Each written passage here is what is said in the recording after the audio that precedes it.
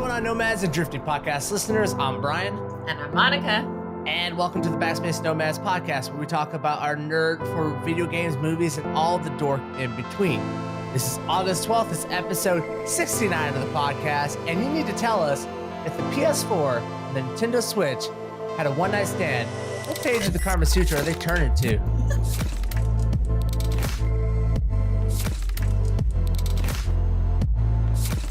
Well, Monica, you are a connoisseur of the Kama Sutra. What? That is a brand new title for me. That's a brand new title for me. So you tell me, what page are we opening up to for the PS4 and the Nintendo Switch?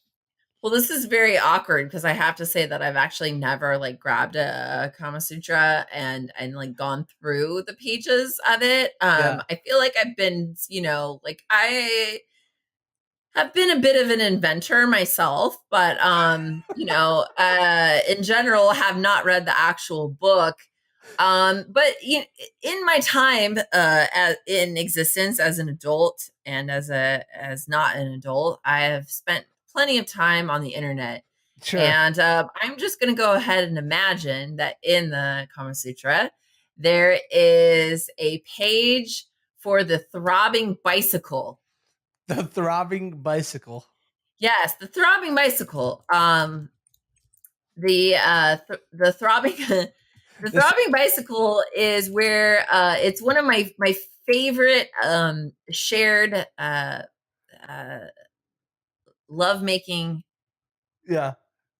between two agreeable people. It's one of my favorite Urban Dictionary positions.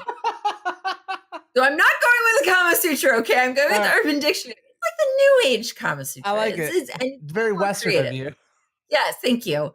And it's a daring act. I believe that the PS4 would be the one that was on the bicycle.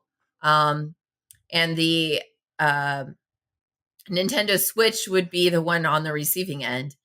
And the Nintendo Switch would be on the ground waiting.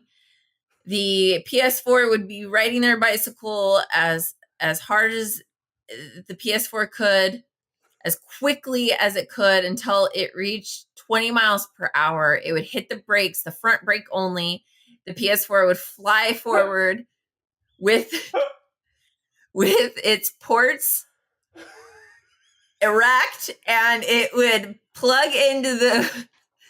This is a serious question. I'm trying to answer this. And it would plug into the Nintendo Switch with force from the jamming of the brake. And then from that, it would have committed the throbbing bicycle. Oh, yeah? Wow.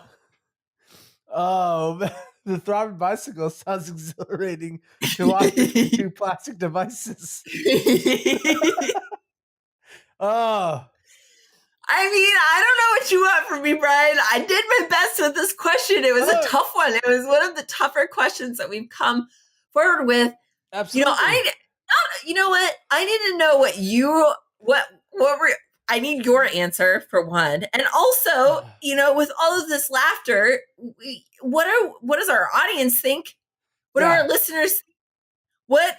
How would the PS4 and the Nintendo Switch get it on? I don't know. Well, I'll tell you right now, I can't follow up the humorous nature of the throbbing bicycle. Okay. I went and made up my own little page of the Kama Sutra because that's what I thought that's just where my head was at for this question. So I just thought that the PS4 and the Nintendo Switch were they're the old people. They've been around forever. They've been around since the 80s trying to make this stuff. Since the early 90s. They're just the basic missionaries, that's all they're doing. Oh my gosh. Okay. Yeah. I took this in a different direction. They've been around a little longer than other people. And maybe they're a little freaky. Maybe they're just doing the missionary. They like to watch stuff. Maybe they get the Xbox, put it in a gimp suit. and watch it while they commit the beautiful missionary style that their fragile bones can only do now. So, well, I will I say guess that I'm it's the glad that neither throbbing of us knees. came the throbbing knees. I guess that's the term for this one. I will say that I'm glad that neither of us for episode 69 came up with a more related position, you know? Oh, Kudos to us. probably the best question that we'll never ever ask again. Yes, absolutely not. Let's never do this again. All right, let's start the actual show. Let's jump into our first topic of the night.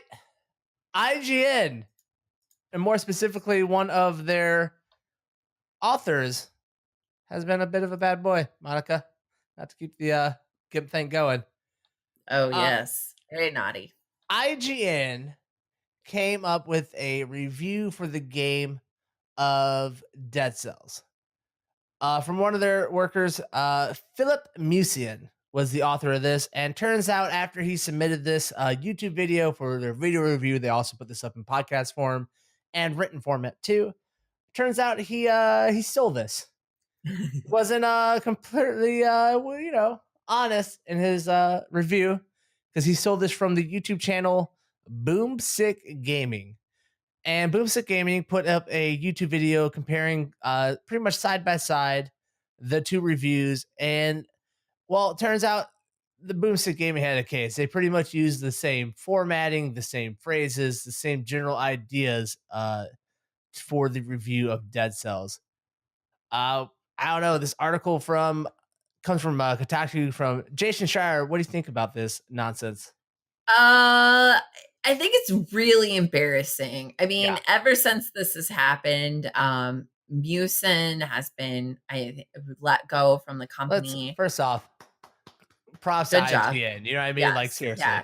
I don't know what else they're really supposed to do in this situation, but there were a couple, like, it was a little difficult to read. So for instance, Boomstick said Dead Cells only falter slightly with some repetition setting in, especially on early areas and during longer play sessions. Minsman says Dead Cells only falter slightly with some repetition, but it's only felt in its earlier areas and during extended play sessions. Is there echo in here? Echo, echo, echo.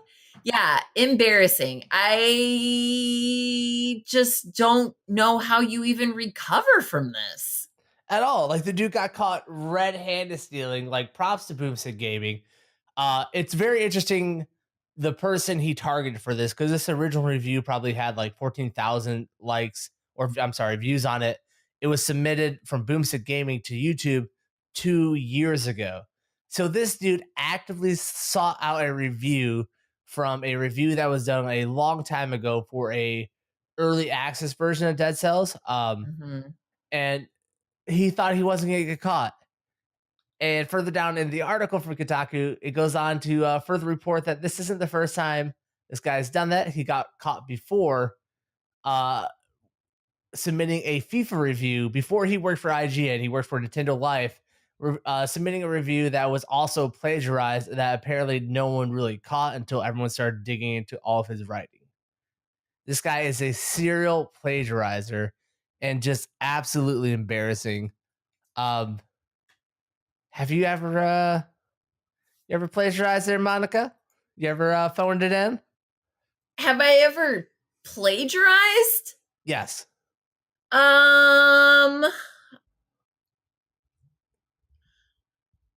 Not without, I don't think without citing. I feel like most of the time, like even in school, you have to do research papers. You have to. Yeah. You know what? Actually, no. I 100% have. Oh, yeah? Because I'm thinking back to school, and there are definitely times where it was like, just get the freaking thing out there, and like by whatever means necessary. I think research papers are a little bit different because you're actually supposed to cite all of your sources. But I'll put my head on the chopping block. I do think that there were times in college where I was like at a crunch time and I needed a little assistance. Sure.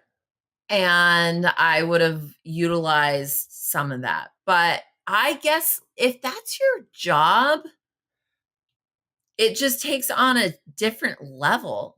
It really does. And like, I'm no saint. Like, I'm just like you. I've had a college paper due. And so maybe I go pull a paragraph where I'm like, I got the idea of the paragraph and I just kind of stretch a few words, bend a few phrases around to where it's mine.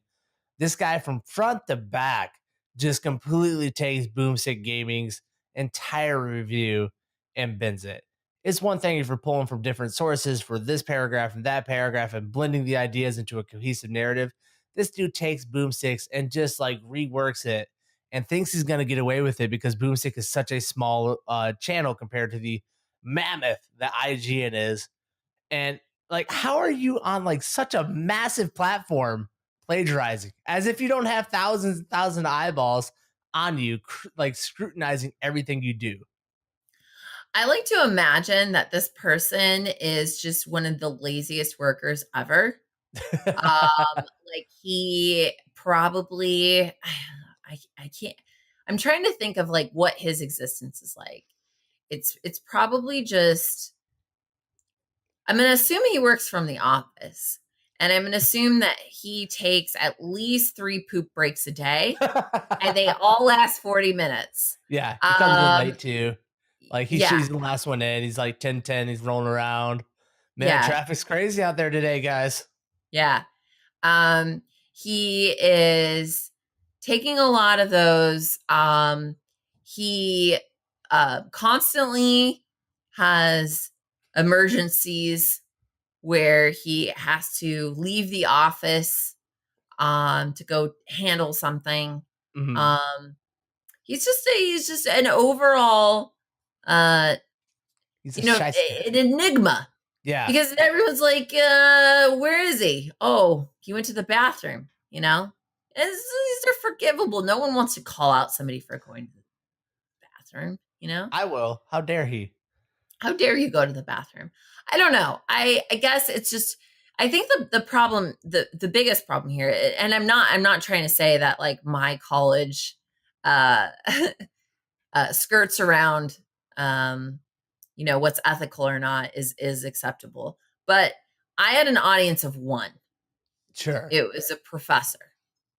And that professor got to decide whether or not what I wrote down was like appropriate. Mhm. This person is making a salary off of another person's work. Yeah. And to me, that's unacceptable. Absolutely. Especially like at IGN, you're almost at like the pinnacle of gaming journalism and reviewing. This is something where so many people like would love to have that job. Would love to like really do service to a game and really review it and give their thoughts on it.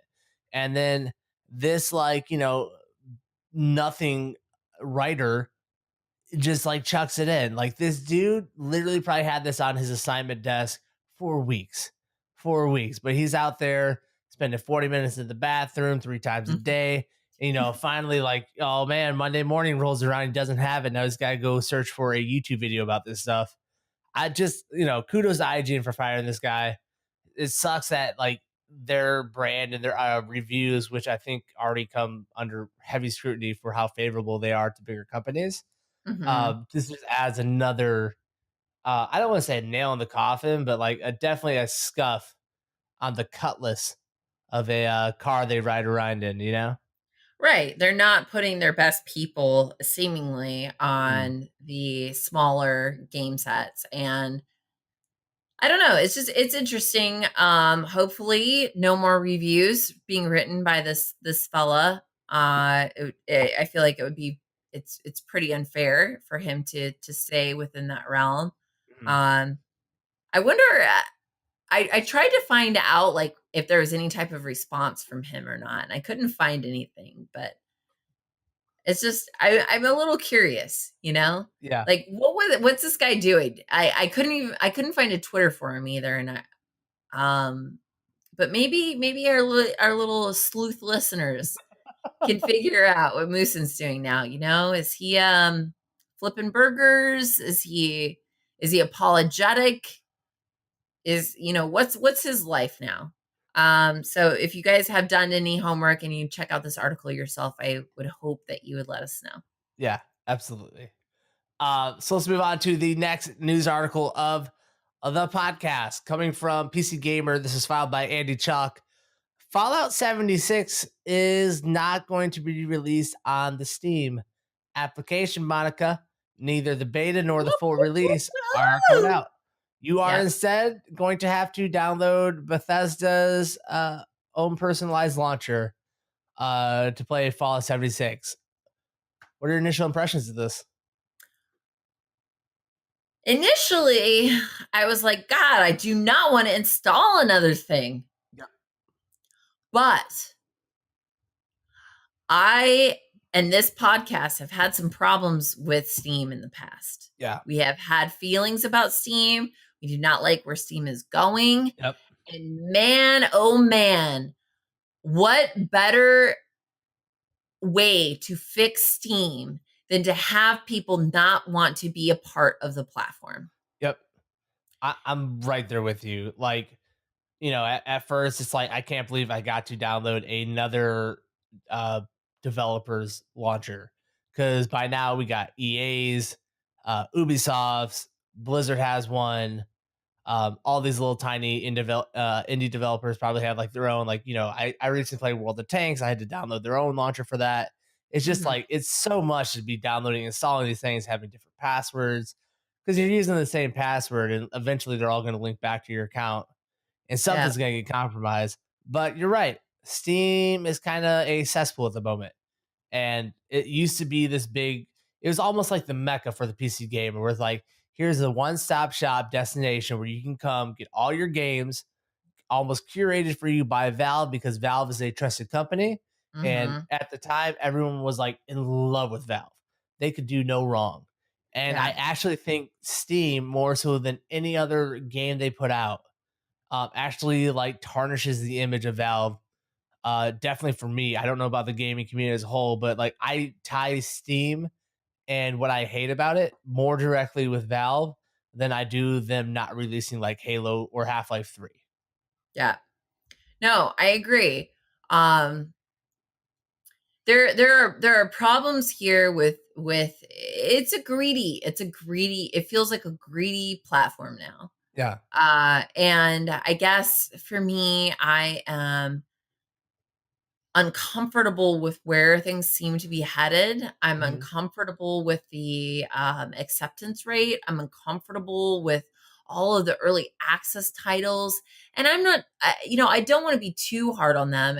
I understand that this is where things are headed, but I also feel like they play such a huge element in these problems. Yeah.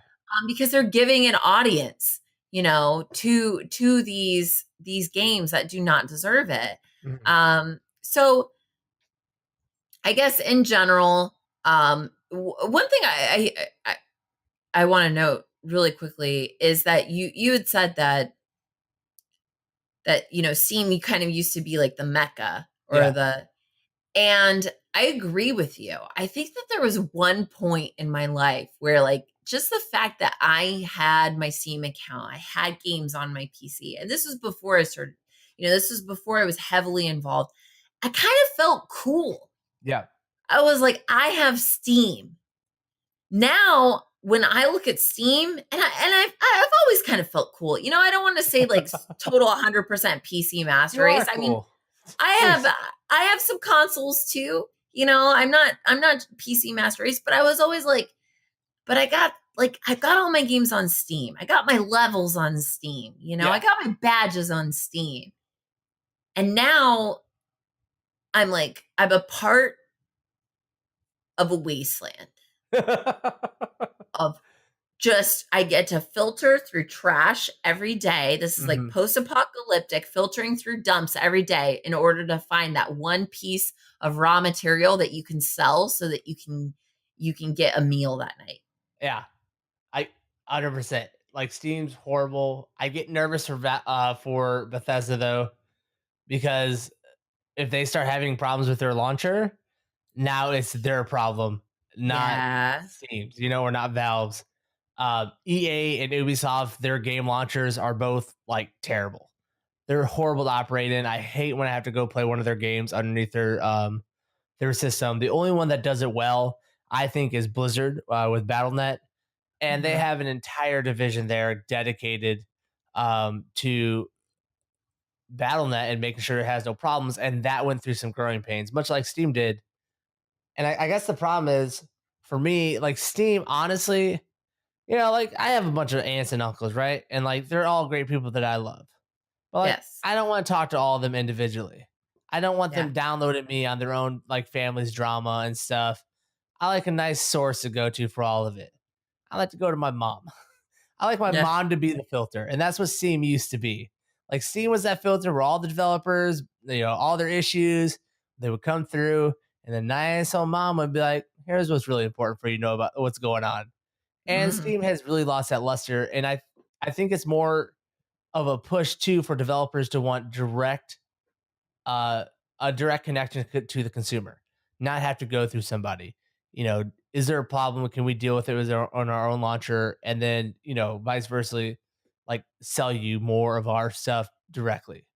Yeah. Because Fortnite recently decided they just put their Fortnite, or I'm sorry, Epic Games put Fortnite into beta on the Android system, and they decided not to go through Google Play.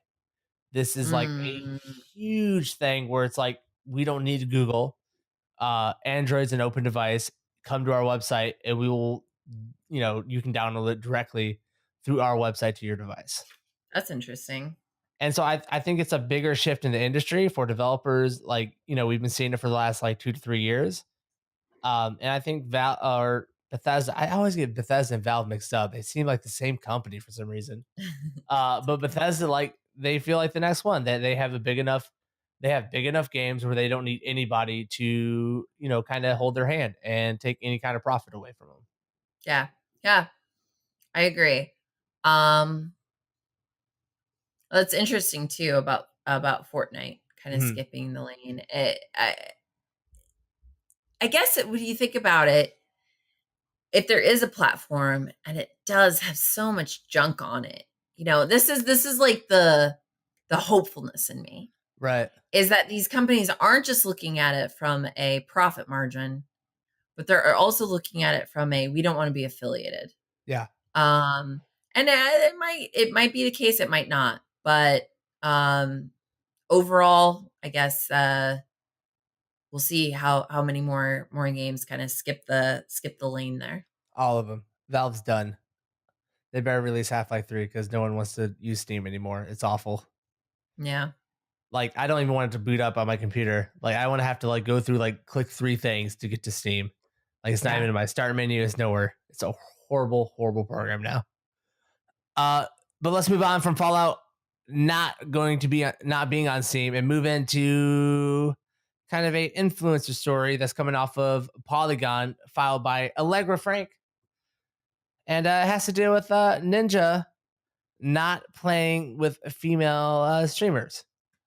In the article, it goes to quote Ninja at the very beginning that he just, Explain who Ninja is really fast. Ninja is the mammoth uh, gaming personality within the world right now. He's kind of taken the crown as like top gamer, massive Fortnite streamer, usually pulls in over 100,000 concurrent viewers on Twitch, which is like the most obscene number I think anyone's ever imagined for an individual streamer. And so Ninja has a wife, Jay Gosley, who is also a streamer, also his manager.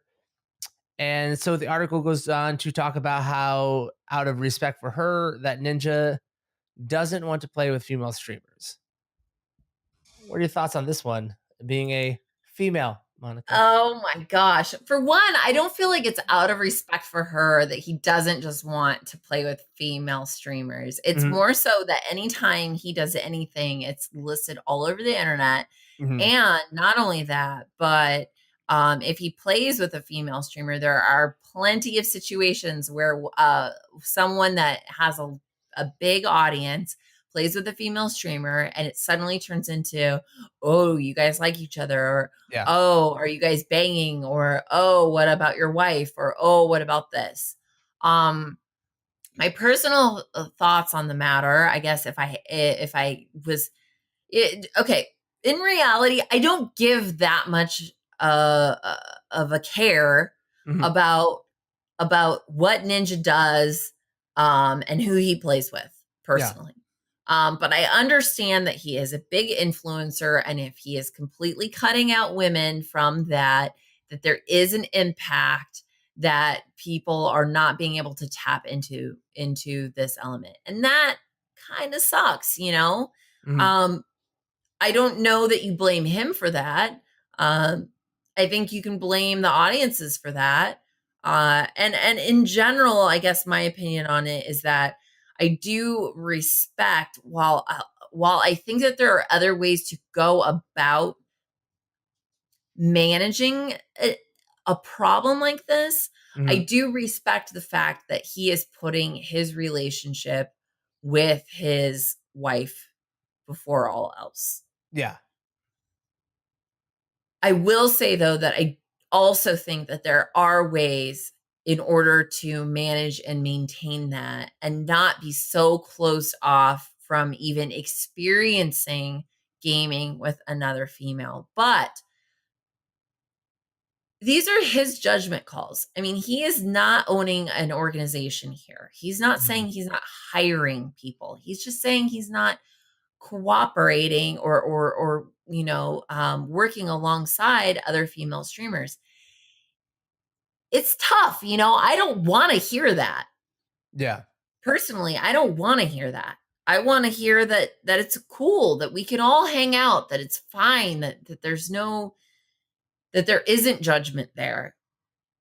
But I agree with the sense that he knows he's going to experience it, and I agree. I know he would too, you know? Mhm. So it's tough. It's tough. Yeah. I kind of think in the similar veins, like there's a lot to unpack here. Uh One, him deciding to put his relationship and how his relationship works before his career is a big thing. It is a very genuinely thing of him to do, regardless of what anyone thinks and how we judge him. This is like what he thinks is best for him and his personal relationship with his wife.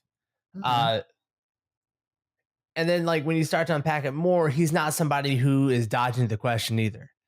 You know, he's faced with a lot of questions every day that he kind of like skirts off and doesn't want to address. And he fully like takes this one on and says, I don't play with female streamers. This isn't a critique on them or who they are or how they operate. This is like merely, my personal thing. So he doesn't leave it out there to be an ambiguous answer where anyone can infer anything else about females. He's like really going after the issue. This is not an issue about females.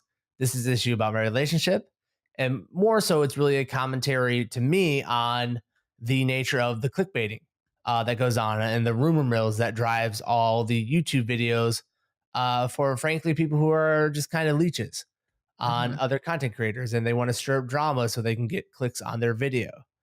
Um, What's interesting about this is like you have a standard celebrity, right? mhm, And you have a lot of them that go out in public and they get photographed by paparazzi. They get followed around, they get put into articles. And you have the ones that are really, really closed off.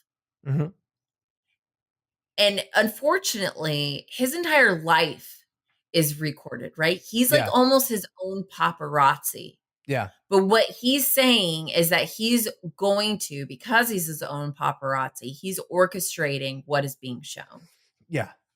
And from that perspective, I understand it because there is a lot of stress there. There's a lot of pressure, but I wish it wasn't the case, you know? Well, let me bring this up to you. Why?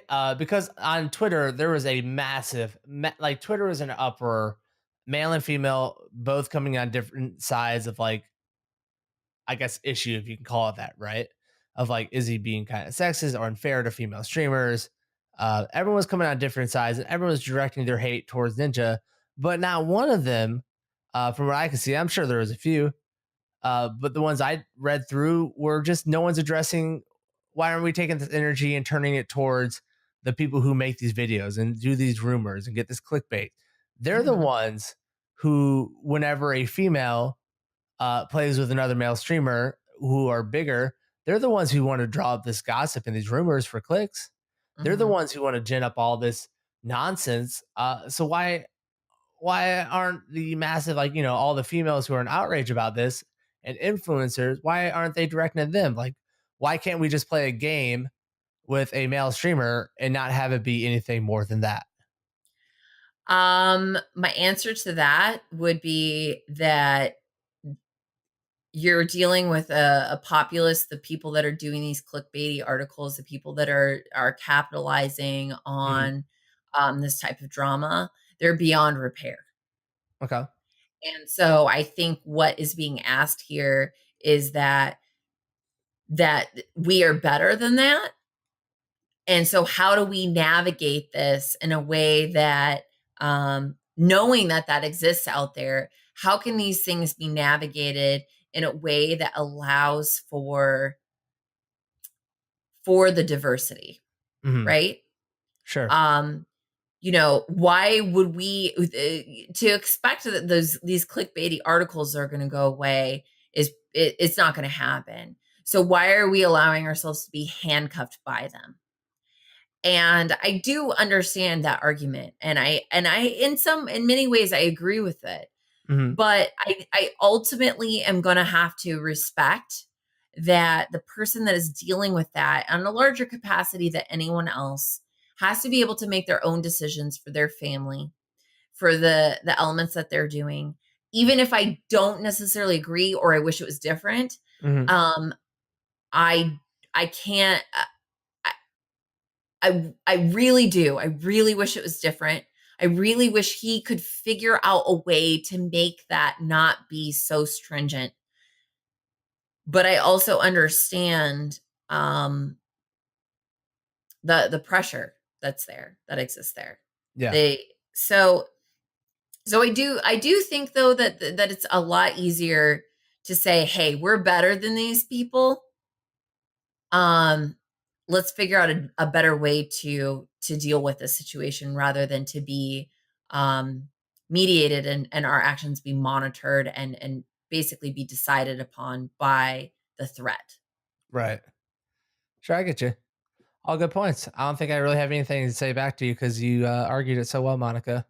Oh How wow, dare you? thank you. So with that, let's leave it there and go to break. And we come back, let's turn to a uglier side of the sexist arguments on the internet with the sexism occurring at Riot Games. We'll be right back. Episode 69 of the Backspace Nomads Podcast.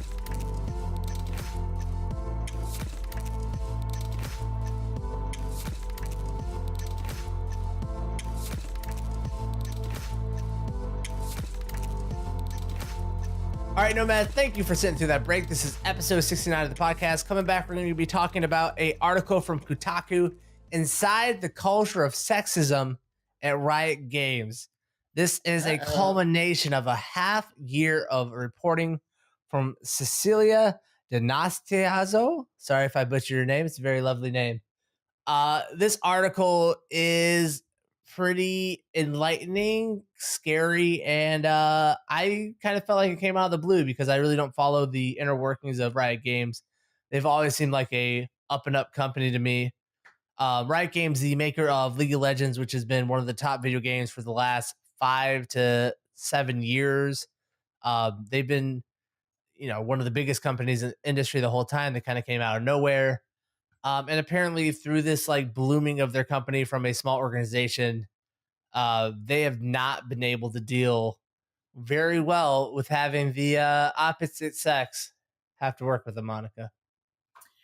Yeah, it was an interesting article for sure. Definitely a lot of work was put into it. I think that they had around 24 people that were interviewed, that were the ones that were saying that there were sexism within gaming, and of course there were responses from Riot within the article as well. Hmm.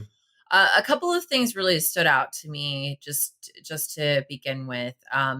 Every company has a culture that they want to build, that they want to portray. Mhm. And Riots is a little funky. It's not necessarily bad because it is a gaming company, Yeah. but the emphasis that they seemingly put on being a hardcore gamer in order to work there, regardless of what role you're taking on. I mean, the article makes it seem, and it doesn't seem like anyone even protested this right themselves, that if you are the janitor, you best be fucking playing at least 30 hours a week on top of your normal, 9 to 5 Yeah. of some type of game.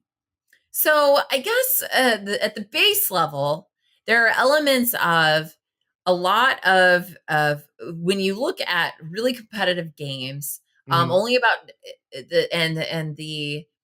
the gender disparity there. Typically, only about 10% of the people playing these really competitive games are women. Yeah.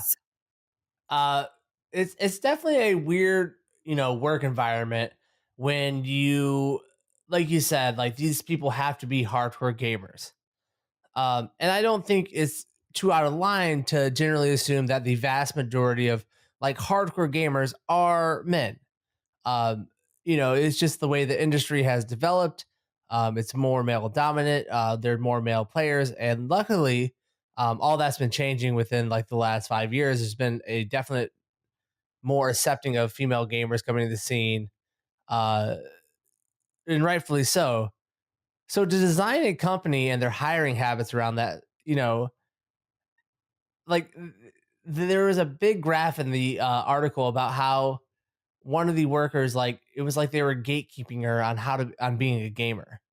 Like, did you play World of Warcraft? Well, tell me about the abilities and tell me about this line and this emote for that class. Like really drilling somebody on like whether or not they're a gamer.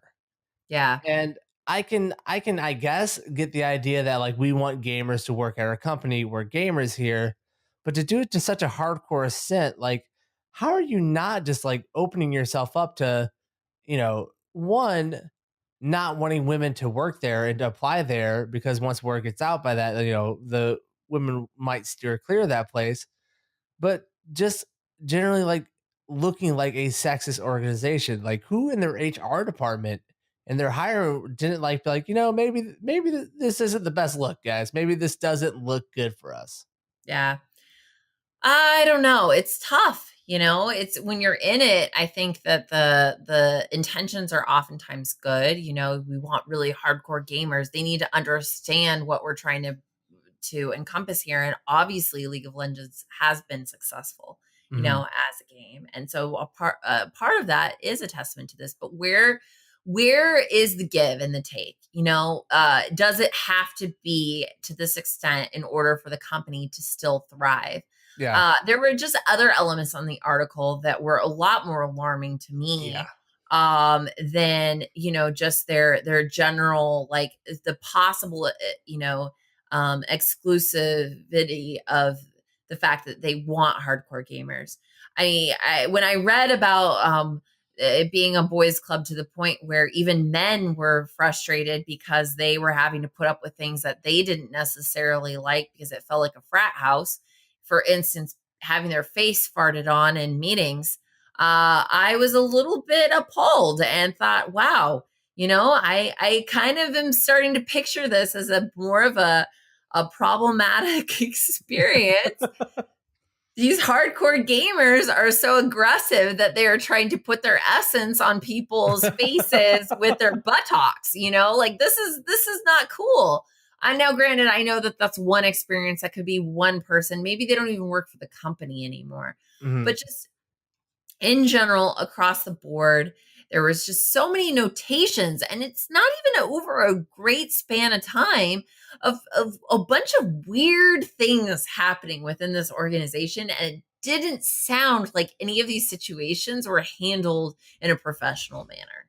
Yeah, and I always think when I start to hear stuff like this and read these type of articles, like these are the stories that like made it out. You know, I don't know if it's too assumptuous by me to think that there's worse things going on, but I Mhm. always think like this is what, people were comfortable talking about. When they can be sued and stuff, if anyone ever figures out who, broke their contract to talk to these reporters.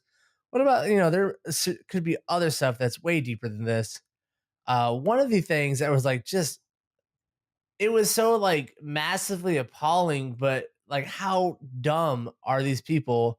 Uh Email chains in the upper management being sent back and forth on which female workers they would like to sleep with and which ones would be good to sleep with and then never call again.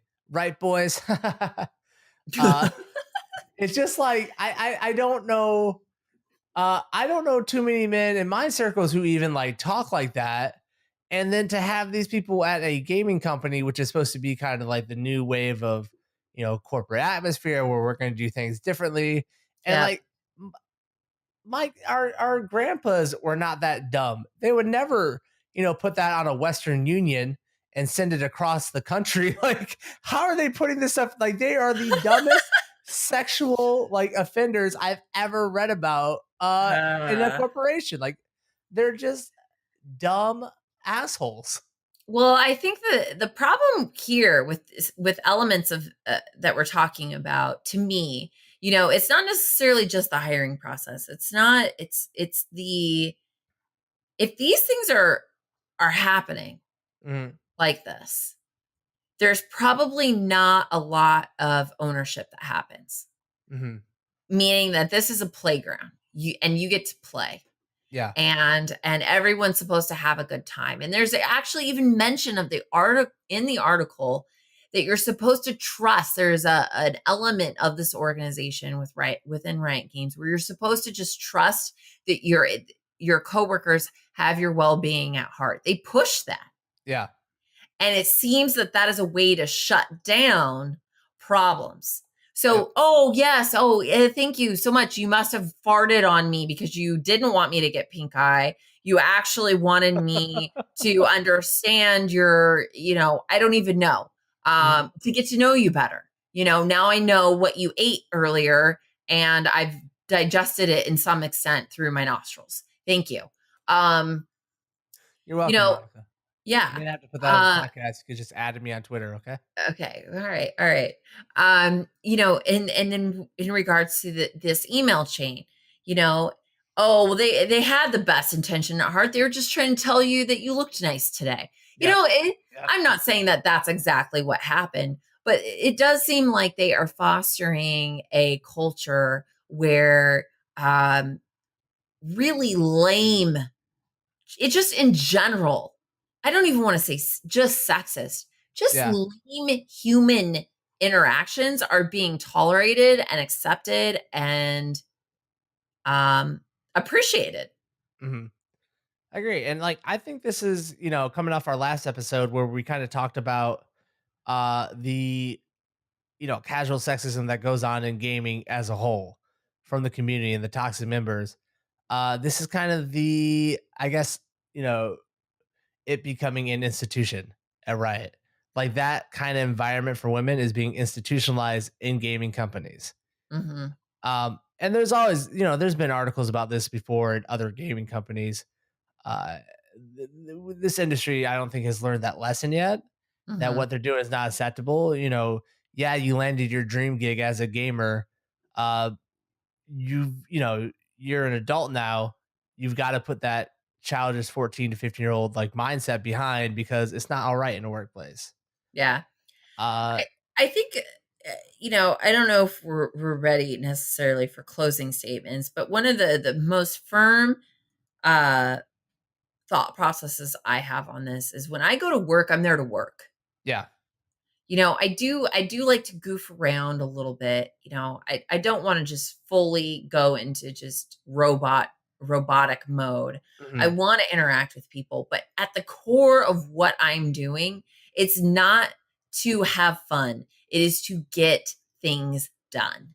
yeah, And I am not going to get things done at work if I'm being farted on, if There are email chains where I'm being asked who I want to sleep with. I'm not going to get as much done. And I think that that's the problem here. Mhm. It just seems very immature as a whole, unfortunately, is impacting the women in the workplace almost predominantly. Mhm.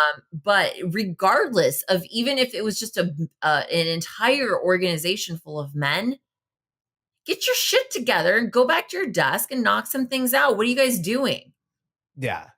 Cause and they got like so many problems. Like, what are you doing talking about the women here? I don't know if you've ever played League of Legends, Monica. That game's been busted for the last like 3 years. It's been horrible. Like, why are you trying to like? Is this why they're so distracted? Because they don't know how to behave around women at a workplace. They can't stop thinking and ogling over them and thinking about who they cheat on their wives with. Fix Tristana, okay? Fix Tristana. Focus on the females in the game, assholes. Yeah. Uh, I just and they tweeted out August 10th this tweet. To listen, you have to be quiet. You haven't heard from us because we're focused on listening and supporting internally. In the weeks and months ahead, we'll share the immediate and the long-term actions we're taking to enact real change for the women at Riot. Well, that's cute now that you guys got caught. And it's always this act where they get caught doing this and there's a big expose on them and then they act like, oh man, because we're listening. Are you listening to the community or are you listening to the PR firm that's telling Mhm. you this is how we're going to get through it? All right, Riot Games, this is Yeah. how we're going to get through it. And then we're going to go back to objectifying the women at the workplace. All right, Yeah. just act like you're listening. It's going to be fine. Yep. I don't know why it takes a huge article from a respected publication like Kotaku to fix this and to get their heads wrapped around it. Because apparently, through their non-disclosure or disparagement agreements for people who've been quitting, they've known about this stuff for a while and they've been sweeping it under the rug for a while. The only person who's been listening and having to be quiet has been the women and the men who've left because of the culture over there. Yeah. And that's an important thing to know is that this article is not just taking women's voice into account. There are men there that are like, yeah, I didn't necessarily have to experience this, but I could see how this could be problematic. Mhm. And I could see how, and there were men there that were complaining about their own experiences just because of the childlike nature of some of the elements of this organization. So I agree with you. It's like, okay, we're listening or whatever, but God, we're the companies that are seeing these things and saying, hey, we have a problem here. Let's not be next. Yeah. We need to make change now. It's like everyone's kind of just going along and doing the same old, same old.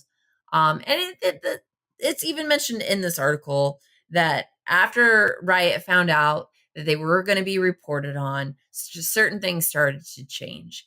They have people within their organization that have come in, they've been hired for diversity, for these elements, and it doesn't seem like they were taking them as seriously as they should have been. So, I'll say this. Yeah, they're probably reacting more so to PR. Um, I guess at the bottom line, I don't know that that's necessarily bad, but I would hope that the people within that organization that have been sitting on their thoughts, that have been sitting on the way that they felt about things, that have been sitting on discrimination that they have felt or frustrations that they have felt will now speak up while this is happening. I think that that's so important because now someone else has given you an opening to a voice to say, no, Billy, I don't want to be farted on in this meeting. I'm going to say it finally.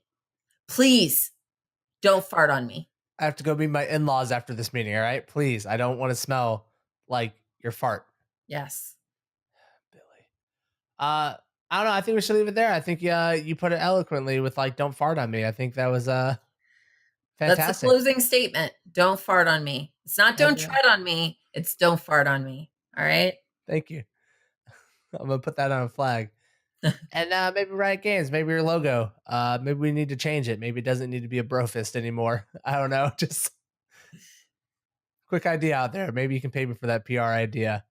That is going to do it for episode 69 of the Backspace Nomads podcast. Thanks for hanging out. Listen to this podcast. Make sure you like and subscribe to the channel. If you're listening to this on the audio platforms, make sure you give us a 5-star rating so everybody knows and can discover this podcast. And they're going to love it, just like you. Everybody needs to know. Everyone. Make sure to rate us there on all the audio platforms. We'll be back next week with episode 70 of the Backspace Nomads podcast. See you guys around. Bye. Bye.